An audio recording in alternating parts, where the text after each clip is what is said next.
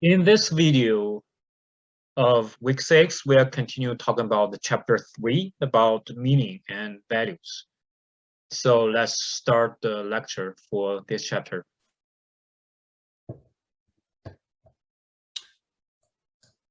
Before the lecture, here's a question for you to think about.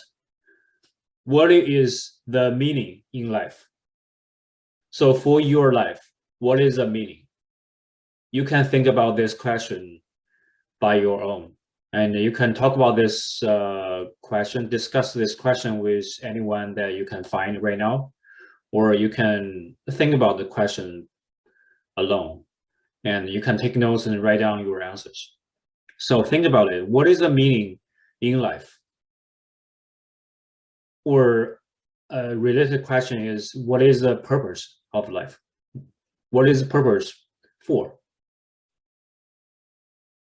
And you can pause the video right now and think about the answer of this question. So let's talk about some basic concepts about meaning and values. So first of all, meaning. Baumeister and Leary in 1995 published a paper discussing about meaning, discussing what meaning is in a psychological sense. So they said that the meaning is something in our mind that is a bridge between now and future.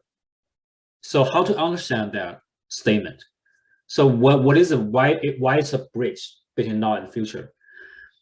Because every time, in every moment, we are doing something, and but we are that kind of a species that expect the future. So we do not only live in the present moment, we also have memories, but also we also have the expectations of the future. We can simulate what can happen in the future. So that's why we also live in the future. At the same time, we are living in the present moment. So sometimes we want to know whether something that we are doing right now in the present moment is meaningful in the future. How does the things that we are doing right now benefit the future? Or how does the things that we are doing right now is linked to the future? So why we are doing this thing right now instead of the other thing? So that is about meaning, that is about future. So sometimes we do not do the things for the present moment. For example, at the present moment, I want to laugh. I want to be happy. So I watch a comedy. So I read some jokes. So I watch some animes to make myself laugh, makes myself happy. So that is something that we are doing for the present moment. But sometimes we are doing something for the future. We want to have a development in the future. We want to have something bigger in the future. We want to make some achievements in some areas, such as academic performance, such as career. 2 weeks ago, we talked about career. So we want something bigger, but we cannot suddenly finish it right now.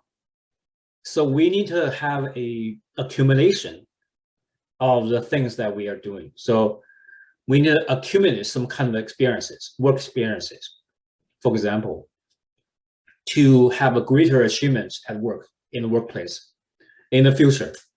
So something that we are doing right now is not really useful for the present moment, but we can do something for the future. So that's why we need to have meaning. We need to know what the meaning of everything that we are doing in the present moment. So the meaning we have is a connection between now and the future. is a connection between what we are doing and what we can get in the future. So that is a meaning for why we have meaning, why we need meaning, why we seek and find meaning.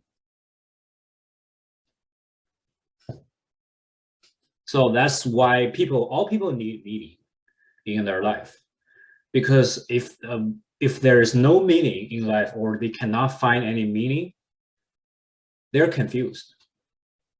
They are off the track. So they're like, they don't know what to do.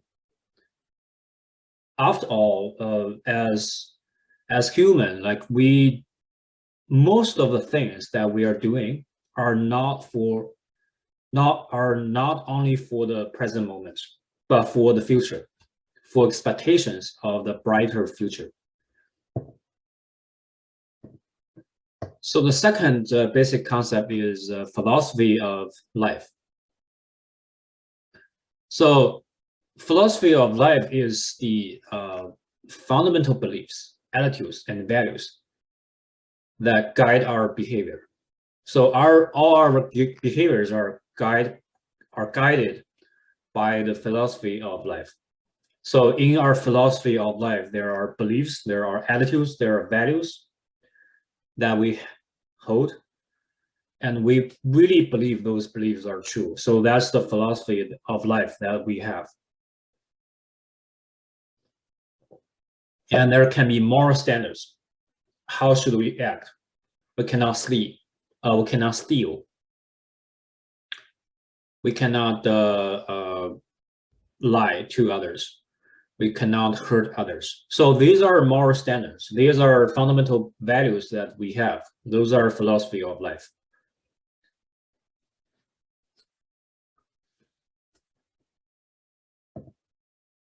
And the next concept is value. So values are something we really value, or we really see important. We see these values are really important. These are really core beliefs that we have. And all these core beliefs can fundamentally influence how we act. So those are the values. For example, one of the values can be courage. So as a person, I need to be brave to act, to behave what we should behave. So that is a core value called courage. So courage, in my understanding, is something like we have fear. We are afraid of bear the consequences of some kind of behaviors. But those behaviors are righteous. Those behaviors are morally right. So we should have those behaviors, even though those behaviors may bring some negative outcomes, negative consequences, but we still have those behaviors. We still act that way. We still do that. That is courage. So we can conquer our fear and do something that is right. So that is courage. That can be one of the values.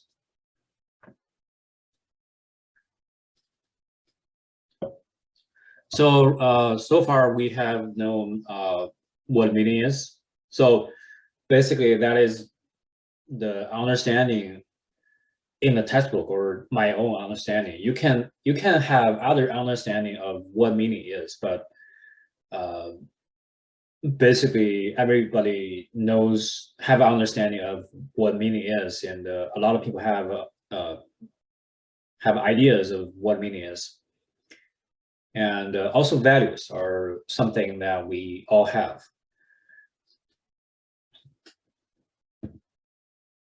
So what is the meaning of life? Why we need meaning in our life? Or we may say like it's not necessary to have a meaning in life. So how to understand that? So let's look at somebody's story. So there is really famous psychologist, or really famous person whose name is Viktor Frankl. So he has passed away, I think. He was born in the 19th century or in the earliest 20th century, and passed away like late 20th century or a few years ago. I don't exactly remember, but he was basically the person who lived in the 20th century. So he's from Austria. He is Jewish. When he was young, he was an Austrian psychiatrist. So he used to be a psychiatrist who worked in the hospital. And because he was Jewish, who lived in Austria, so in the Second World War, he was captured by Nazi Germany in 1942, and he is living in a concentration camp for more than 3 years. And he survived. He did not die. He survived from the concentration camp life. And after that, he wrote a book called Man's Search for Meaning. So this book is so famous that a lot of people know this book in the world. And in this book, he wrote about his own experiences in the concentration camp. He exactly described how they thought, including himself, including other people that he knew.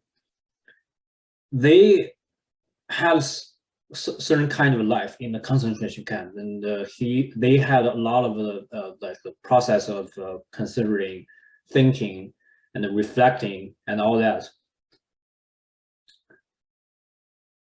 And that is very interesting book because that book shows how people live a life, how people live a so harsh life in the environment such as concentration camp.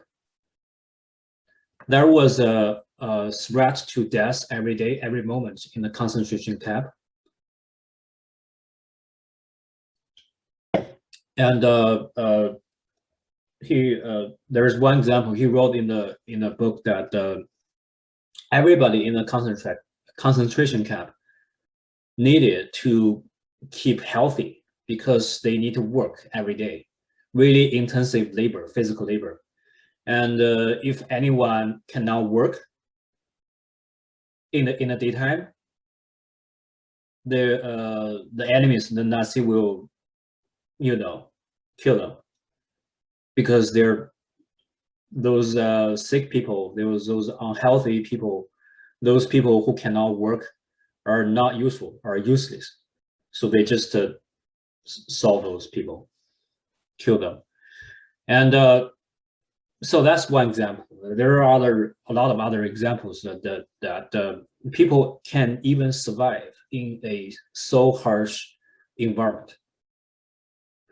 And Viktor Frankl was one of them who survived from the Holocaust, from the concentration camp life. And later, because he was a psychiatrist, so he kept searching for the therapies, for the strategies to cure the mental illness, to help people to have a better mental status.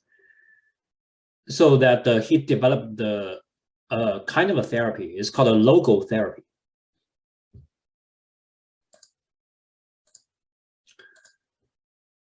So logo is not a logo of brand. So if we talk about logo nowadays, like there's logo for that brand. For example, logo for the Nike, logo for like Adidas. But logo in ancient Greek means meaning. So logo is meaning. So logotherapy is the therapy about meaning. So what is a therapy about meaning? Logotherapy assumes that the most important thing, the primary thing that everybody needs to do in life is to seek the meaning, to find the meaning in their own life. So that's the most important thing to do. That's the primary thing to do. So searching for meaning is the most powerful driving force in humans. That's the understanding by logotherapy by Viktor Frankl. So the most important thing to do is to find meaning. Why we can have a life, why we can maintain our life, why we have motivation is because we want to search for meaning. So searching for meaning is the most important motivation in our life. We need to search for meaning. So that's why we live a good life. And we need meaning. The most important thing in life is to have meaning, to find the meaning. So that's the basic assumptions of logotherapy. And Viktor Frankl used logotherapy to give the treatments to the patients that he had and help the patients find the meaning in life. He found that a lot of patients did not know what the meanings were in their own life. So in logotherapy, Viktor Frankl gradually helped the patients to find the meaning in life. And that is my basic understanding of logotherapy. So next, let's watch a video that introduces this guy and his book and logotherapy. So let's watch the video.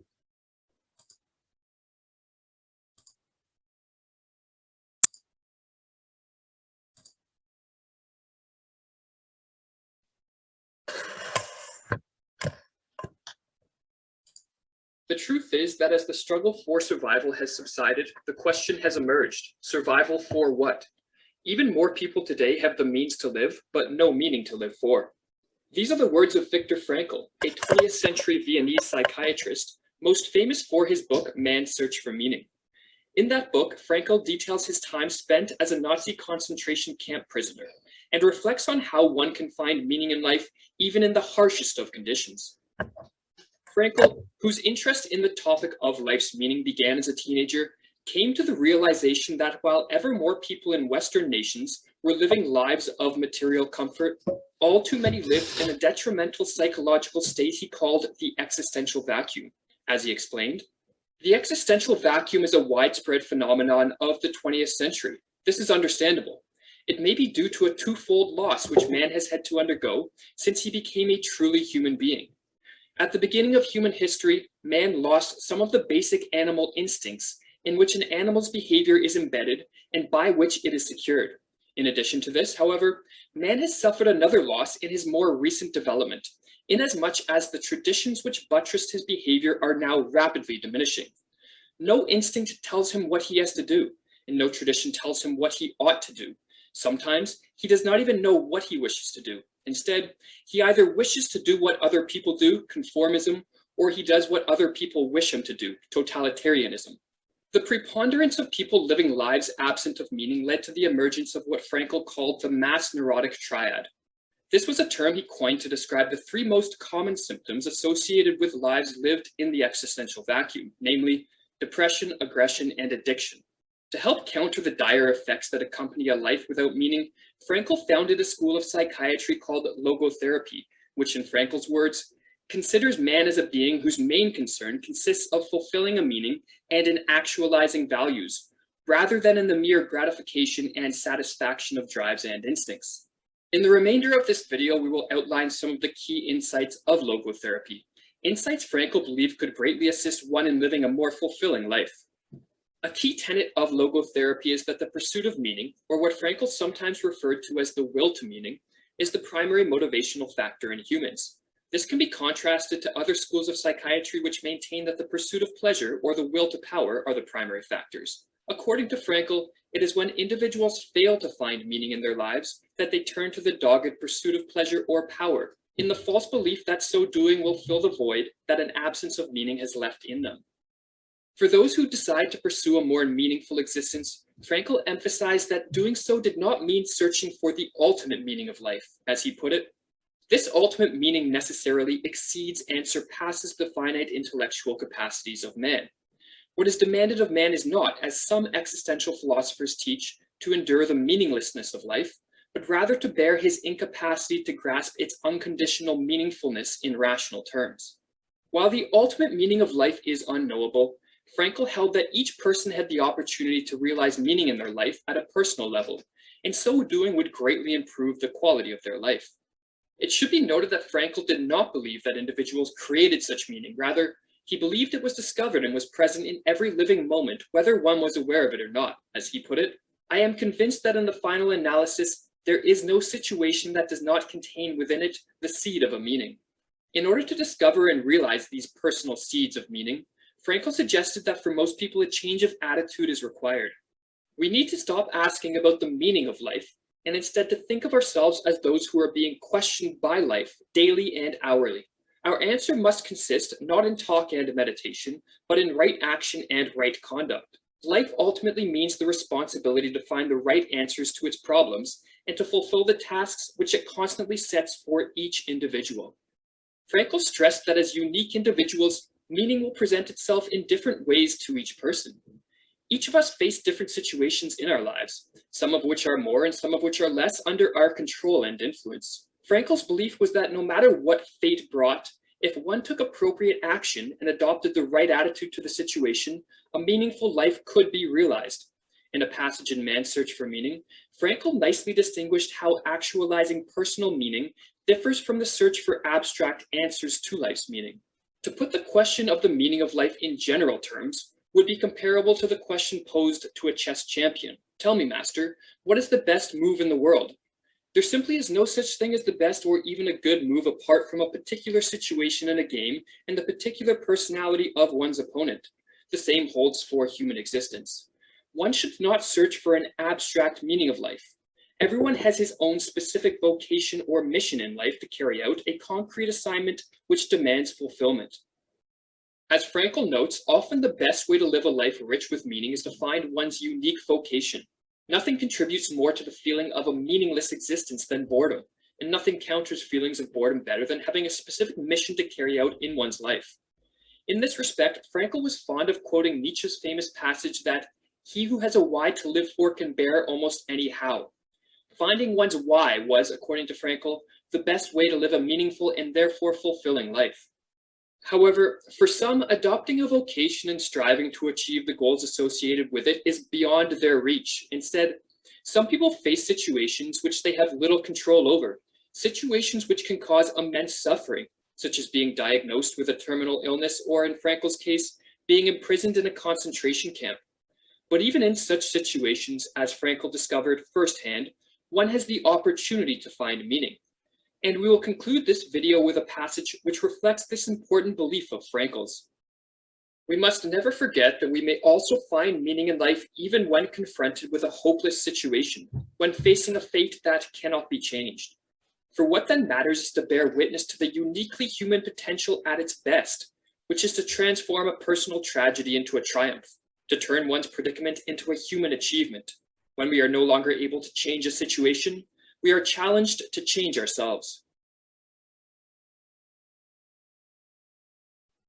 Okay, so how do you like this video?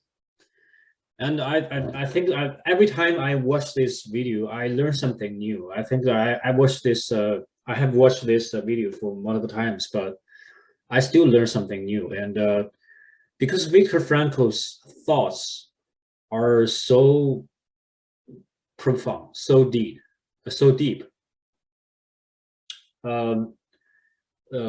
His ideas, his thoughts remind me how to live a life that is good, how to live a good life, what we need to pursue in our life. And in this video, it was mentioned that there are other principles.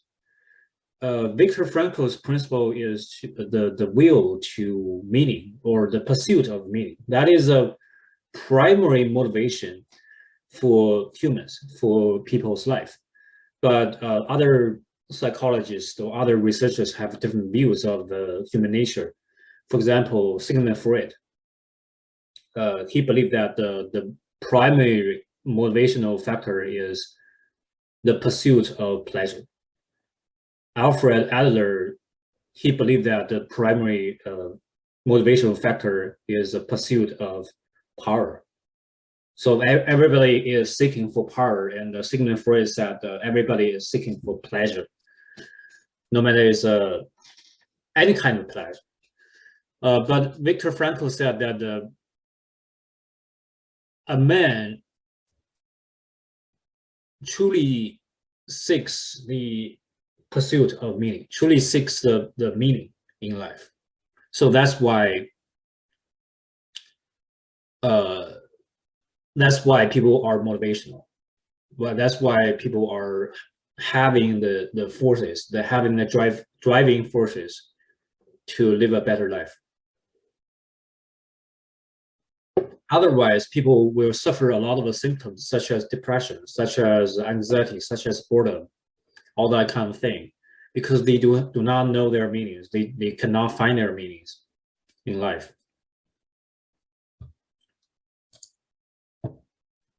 And also, I think that the meaning in life helps us survive, helps us to be better, to have a growth. There's one example from the book Man's Search for Meaning. And Frankl used to ask himself, what is the meaning of suffering in the concentration camp? What is all about? So why did he live in this concentration camp and have all this kind of suffering? So why his life is like this? And he didn't know why. He didn't figure out. He couldn't figure it out at the beginning. But later he found the meaning of this period of life. He imagined that he could share the story of the concentration camp and talk about the meaning of life in the classroom with students someday in the future. That's what he imagined when he was in the concentration camp. That's the meaning he could find at that moment. That imagination, that meaning, support him to survive in the concentration camp. So this meaning-making processes let him survive. And a lot of other survivors in the concentration camp, they also have their own meaning-making processes. They could find their own meanings so that they can survive. And a lot of other people, many people died in the camp. Why they have died? Probably not because of lack of food, not because of sickness, not because of not being healthy enough, but because they couldn't find the meaning of their life. They lost the meaning in life. They couldn't figure out why they enter this concentration camp and live such horrible life. They lost the meaning in life. They do not have the support from inside. So that support is not from outside, not from the environment, not from other people, but the meaning that people have is a support from inside of everybody's heart. So this kind of support help everyone to survive in a really harsh environment. So that's one example. I think this is very magical because Viktor Frankl talked about the process of making the meaning of this kind of life in the classroom, and there are a lot of students were listening to him, and he talked about this stuff. And he talked about when I was in the camp, and I imagine that there were a lot of students who were listening to me, or listened to the stories in the camp. So his imagination exactly happened many years later. when he was a old man, when all his hair was gray, he talked about his stories in the early life to all kinds of students in the classroom. So his imagination came true. So that's the meaning that he could find. So meaning is something, is a connection, is a bridge between now and the future. So the meaning that we can find right now are likely to be realized in the future. So that's why we are so motivated, so driven to do something in the present moment.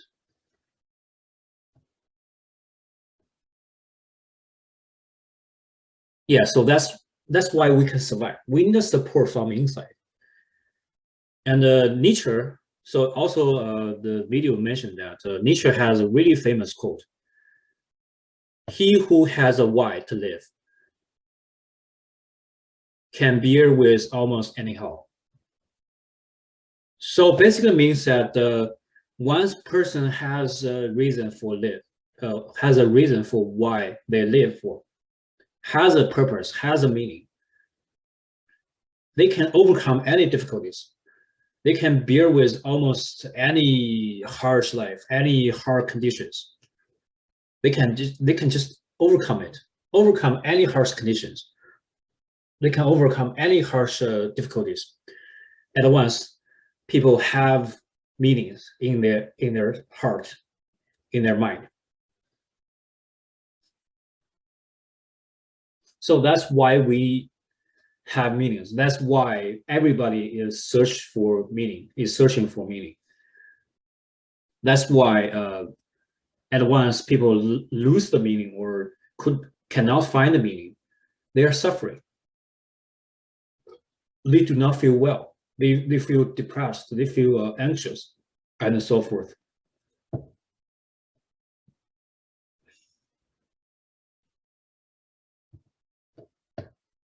Okay, so we have finished the story about Viktor Frankl, and let's go to the next topic about meaning. There is a effect. It's called a Lucifer effect. So Lucifer, you know who that is, right? So Lucifer used to be the angel in the heaven, in the Bible, in the stories of the Holy Bible, and Lucifer used to be he's really important figure in the heaven, and later he betrayed the heaven, he betrayed God, and he go to the side of Satan, and did a lot of the bad things. So that's the story of Lucifer. And nowadays, psychology found a phenomenon is called the Lucifer effect. It tells us that the good people, the nature of these people are good, but they can do bad things. They're good, they're morally righteous, but they can do bad things at the same time. There was a experiment happened in 1970s. It's called a Stanford prison experiment. That's an experiment conducted by the professors in Bardo. So I think that you all know this experiment because we have learned that in Psych1 class. So in that experiment, it shows that even good kids, even good students of Stanford can be evil, can do bad things, can abuse others in this experiment. So that's the basic process of this experiment. Some college students who got really high GPA, and they had no record of crimes, and they were really good. They work hard to get a high GPA, and they do not do bad things in their everyday life. So the professors in Bardo and his team recruited these college students to participate in the experiment. And they do not tell the college students what they are testing or what is the purpose of this experiment. They just recruited the participants, these college students, to have some kind of drama or like some kind of simulation experiment. They randomly assigned this college into two roles. One role is to act as prisoners. The other role is to act as the prison guards, the jail guards.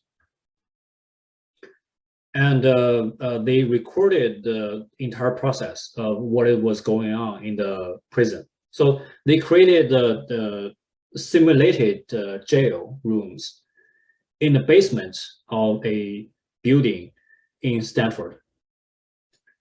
And starting from the second day, they found that the guards, the persons who act as guards, start to abuse the prisoners more and more often, more and more harshly. And the whole entire situation was out of control on the sixth day, or even on the third day, or on the fifth day. It was totally out of control because these guards were like abusing these prisoners so harshly and with all kinds of means to abuse these prisoners physically and to abuse these prisoners spiritually. Spiritually, yeah. So they did a lot of the bad things to the prisoners. So on the sixth day, Zimbardo and his team had to stop the experiments because it was totally out of control. And a lot of the prisoners couldn't bear with it, had go through some kind of a mental breakdown. They just tend to be really crazy and couldn't handle that anymore. So that's the general process of the Stanford prison experiments. And later, Zimbardo and his team trying to find the implications of these experiments. What does it imply? So why that happens? Why good students can do so many bad things? And they later found that good people can do bad things. The situation is also really important. The nature of the people are really important too, but the situation is also very, very important. So if the nature of these people are good, but these good people, if these good people are in a certain situation that allow them to do bad things or ask them to do bad things or allure them to do bad things, they can do bad things. And later, based on this experiment, there are two movies coming out to talk about the same topic, to talk about why good people can do bad things. And there, one of the film is called the Die Welle. Yeah, it's a German film. It's translated as The Wave. And the other wave is a American film. It's called The Experiment. And you can watch the two movies. They are really good ones. I have watched the first German film, Die Welle. I think that movie is so interesting, and the ending of this film was really shocking. And the ending of this film let that audience think about human nature. Think about how to stop good people from doing bad things. So let's watch the trailer of the first film, Die Welle.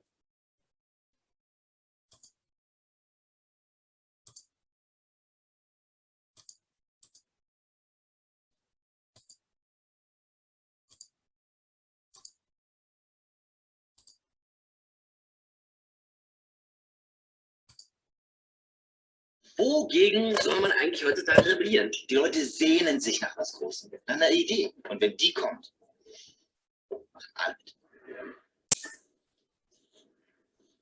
Ihr seid also der Meinung, dass die Diktatur in Deutschland nicht mehr möglich wäre, ja? Auf keinen Fall. Dazu sind wir viel zu aufgeklärt. Spürt ihr das? Das ist die Kraft der Gemeinschaft. Was ist denn noch wichtig in einer Diktatur? Disziplin, Herr Wenger. Macht durch Disziplin. Wir feiern heute eine kleine Strandparty. Kommst du mit? Ja, du meinst Werbemitglieder.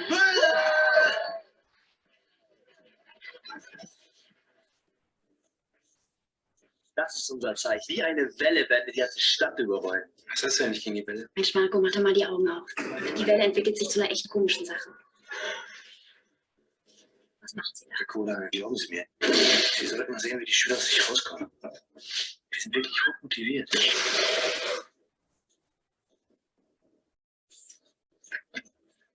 Kommt ihr dazu, unser Zeichen zu ersprühen? Keine Ahnung, wovon du redest, du Stricher. Wenn du mein Leben möchtest, blast du dir den Hirn weg. Die Pistole runter. Du hast die ganze Sache nicht unter Kontrolle. Überhaupt nicht mehr. Wenger, Sie können jetzt nicht weinen. Sag mal, spinnst du? Wenger, es geht nicht.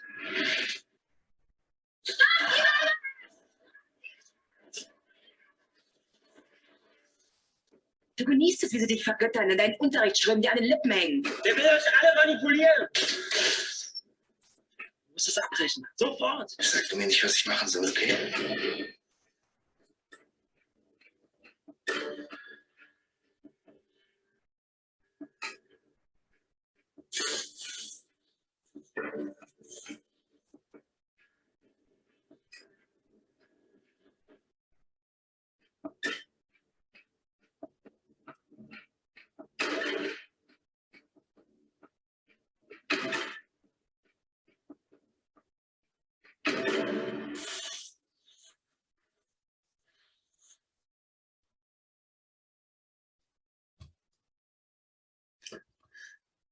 Yeah. So now I remember the basic story of this movie, and you can see here's a history teacher in the middle school in Germany, and he was new. He comes to this school and wants to have something new and help the German students to understand Nazi Germany, to understand why the German people in that period did so many bad things, even though they are not inherently good.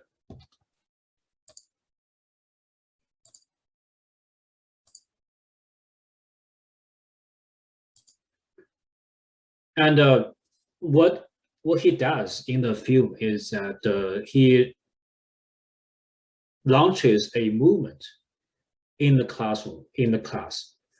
That movement is called the wave or Die Welle. So what he suggests doing is that everybody does the same thing. Everybody wears the same clothes, like white shirt, blue jeans. Everybody is like that, including this history teacher. And they invented they designed a logo. You can see that logo in the field. They designed a logo.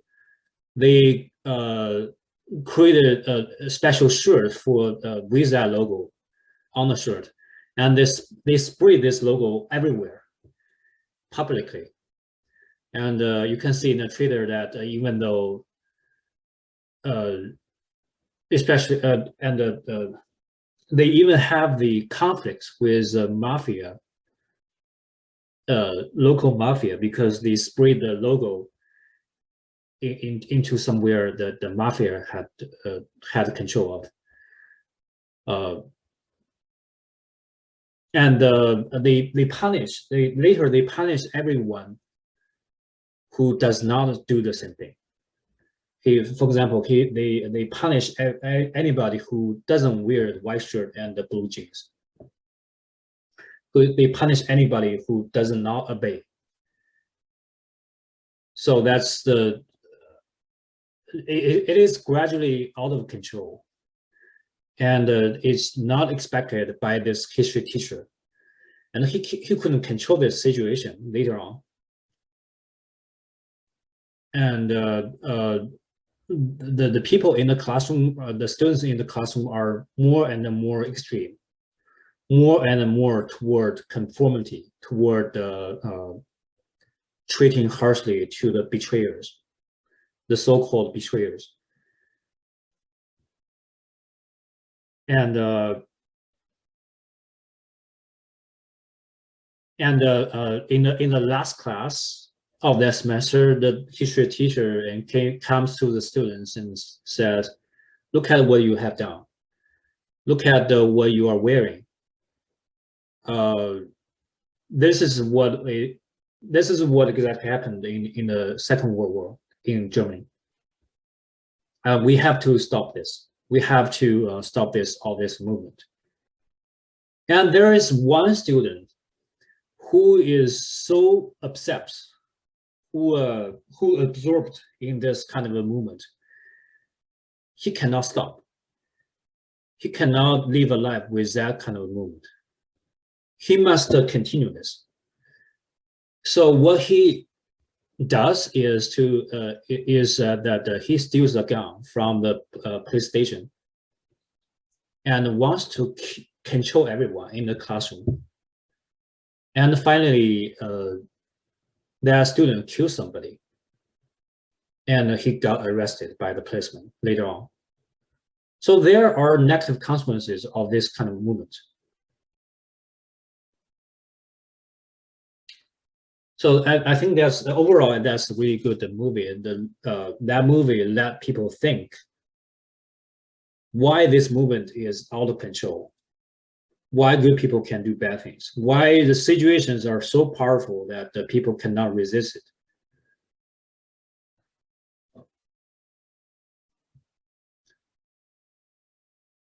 So that's that's about the Lucifer effect. So let's go to another topic. So this topic is, I think that it's the most important in this lecture. So how to find the meaning in life. So we have known that meaning is the bridge between now and future. We need a meaning. From Viktor Frankl's story, we know that we need a meaning. Humans need a meaning. Without meaning, there are a lot of negative consequences, psychological, behavioral consequences. But the next question is like how to find meaning in life. In what means, with what means we can find meaning. So the first suggestion from the textbook is that we can be spiritual. We can rely on our own spirituality. We can ask ultimate questions to make connections with the world. Some ultimate questions is like, why this world exists in this way? Why this world is like this? And how myself is connected to the universe? How myself is connected to all other people in the society? How myself is connected to everything in the world? So we can think about these ultimate questions. And by searching for the answers of these ultimate questions, we can gradually make connections with everything in the world. We can gradually find that, oh, myself is connected to all other things, all other people in the world. My life is meaningful because these things and these people need me. I'm a part of a larger network of things and people. And the second suggestion is that we can gradually build some basic spiritual values. We can live based on these values. if we have those values, if we behave based on those values, we can find a meaning in life. So those spiritual life values can be love. We love others, others love us. So we have connections with others in love. The channel is love. And love is also our value. So we live to realize the love. We live to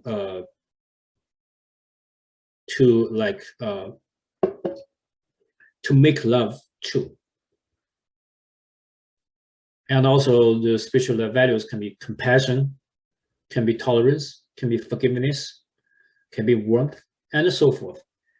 You can say all these values help everyone grow, help everyone calm down, help everyone to have a better life. So we can find those basic spiritual values and realize those values, actualize those values.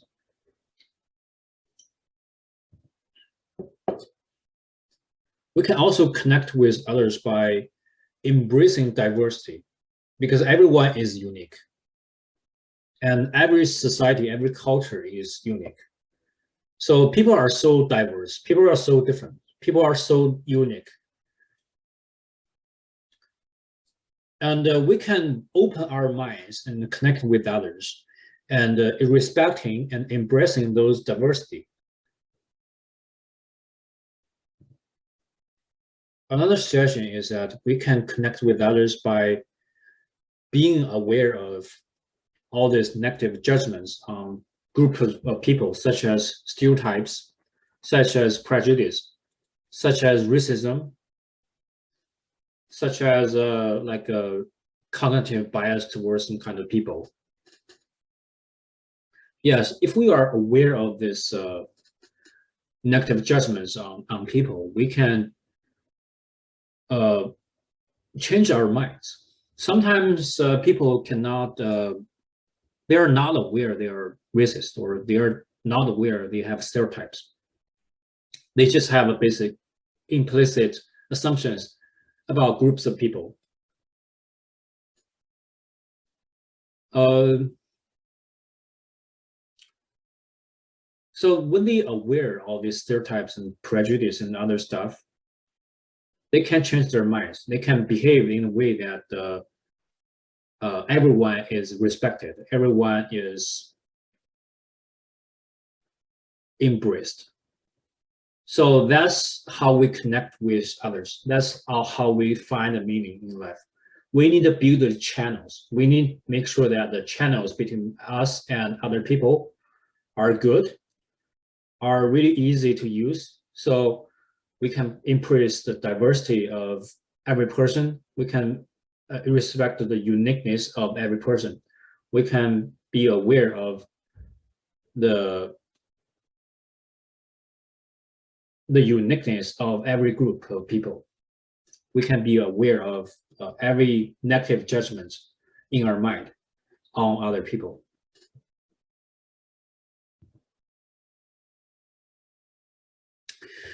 And also we can pursue something. We can have some kind of achievements in life. We can pursue the social interest. Namely, we can do something good to the society. We can do something to benefit the society, so that we can find a meaning in life. Because with that, with those achievements, with those behaviors, we gradually find that in my own world, there are also other people. My spiritual world is bigger than myself only. So that's the meaning of my behavior. So I do something not only for myself, but also for others. So meaning is a bridge between now and the future. It basically says that I do something not only for right now, but also for the future. I can be better in the future. And also you can expand this meaning to other people as well. So it's basically, I do this not only for myself, but also for the society, for the greater good, for the for other people, for the benefits of other people. That's how you connect yourself with other people. So not only connect the now and the future, but also connect yourself and other people. So that's the basic principles of finding meaning in life. And also you can find a meaning through growing yourself. For example, forming a habit of reading. You can read books, more and more books. You can establish a habit of it. And also you can write journals to have reflections about yourself. If you are more aware of yourself, if you are more aware of your feelings and your emotions and your thoughts, you can have more personal growth. So writing journals is really important. That is also why in this class, in this course, I ask you to write journals. That is because writing journals help yourself grow, helping yourself to have more growth. And also you can go to counseling sessions if you have any confusions or you just want to grow yourself psychologically, emotionally. You can go to counseling sessions to get help from other people, other professionals, therapists, for example. And I think there are more ways to find meaning in life. And everybody has their own way to find meaning in life, but these are the suggestions in the textbook. And I think that these suggestions are very, very good. You can use these suggestions to find the meaning in life. And question time, how do you find the meaning in life? What is your strategy? You can think about it. You can have some kind of reflection.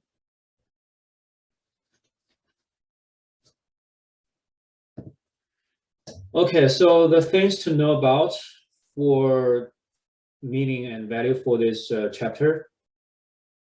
So first thing, we need to know about what meaning is and philosophy of life and the values. So we need to know the basic concepts of this.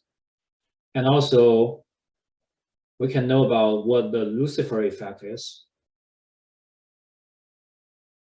And then we can know about the approaches to find meaning in life. That's what we just talked about, the ways to find meaning in life. So these are all the stuff for this chapter.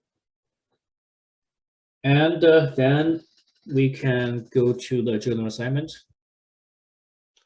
So let's look at the journal 11. That is the last journal you write about in our class. So this journal is about chapter 13, meaning and values. So think about the moment when you felt your life was really meaningful. And think about that moment in your memory. That in that moment, you think that your life was really, really meaningful. And answer the following three questions in this journal. First, what made that feeling occur? What are the reasons you have that feeling? Can write down any reasons for why you have such a feeling at that moment. And the second, what did the feeling of meaningfulness bring to you? You can discuss how meaning in life at that moment benefit you. That is about the benefits of the sense of meaningfulness. You can talk about that. And the last question is about your life in general. So what factors in life help you find meaning in life, and what factors stop you finding meaning in life? So you can talk about any reasons or factors, elements, things in life that help you find meaning and stop you finding meaning in life. You can talk about something help you and something stop you doing that, so stop you finding the meaning in life. And you can talk about that. And this journal is also due on May 2nd, And you can see each question is 4 points. And that's it so far. That's all this class, all the stuff in this week. And next week, we are going to review for the final exam. So in our class, there will be a final exam in 2 weeks, about 2 weeks, and there will be a review for the final exam next week. There will be a review guide on Canvas you can download, and also there will be a video in which I go over the study guide and kind of a recap every concept covered in the study guide. And also don't forget to submit the presentation. So we have a presentation assignment which is due at the end of this semester, and make sure that you're able to record the video of the presentation. And in this week, as I mentioned at the beginning, we have talked about all the lectures, all the chapters already, and we have learned all the stuff in this class. And hopefully you have learned at least some of the knowledge or skills, and you have gained some kind of insights in life and about how to become better, how to have a better life, how to have a development in life. At least I hope that you at least have some kind of insights or have some kind of understanding of how to improve your life. And thank you for attending this class, and see you next week.